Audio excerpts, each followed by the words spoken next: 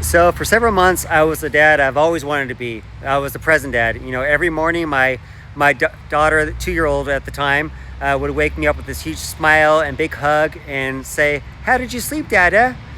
Then reality hit, and I had to go back to being the dad I hate, the dad that's always gone, always at work. You know, and that nearly broke our entire family. So when my son was born, he's 5 now, but back then I was able to take several months off work, and Monica agreed to have the newborn, and I got to be with my daughter pretty much every day.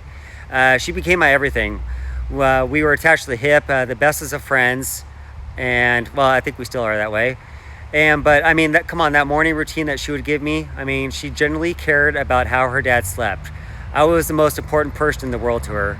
We'd go on the walks every morning, we see the ducks, we'd hold hands, we'd talk about what we saw.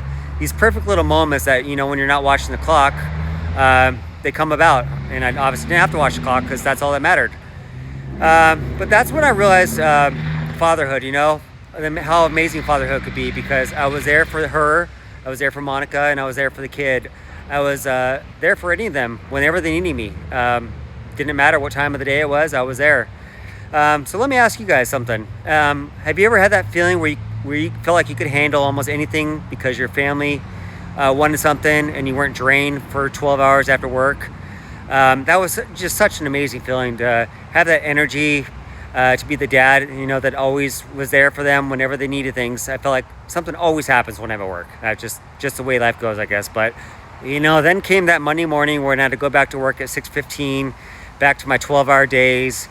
You know, for several months, Daddy was always in the morning. Daddy was always there in the morning. Then suddenly, Daddy was disappearing. And obviously, she's 2. She didn't really understand it. But a few days after I went back to work, I was working a graveyard shift, and Monica sent me this video of my daughter in the bathtub. She looks at the camera and she says, "I miss you, Daddy."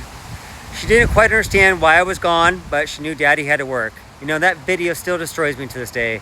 I realized I'd given her a taste of what it's like to be a present dad, and then I've literally felt like I just ripped it away from her. But some good news here. Good news is that I'm getting another chance to do that again. Monica and I are having our 4th child. She's due in October. So that means in a few more months, I'll be able to experience all those amazing memories, being a dad all over again, the present dad. This time with 3 kids while Monica watches the newborn. Don't worry, I will still take care of our kid as well. But tomorrow I want to talk to you about the amazing woman that's in my life, Monica, and how she's not only giving me another child, but she's giving me a chance to be the man I was meant to be, this father figure for these kids. So if you ever wondered about what it takes to transform a guy into a father, I would move mountains for this family, subscribe, because Monica's the story, and I'm going to show you a little bit more about Monica at the end here.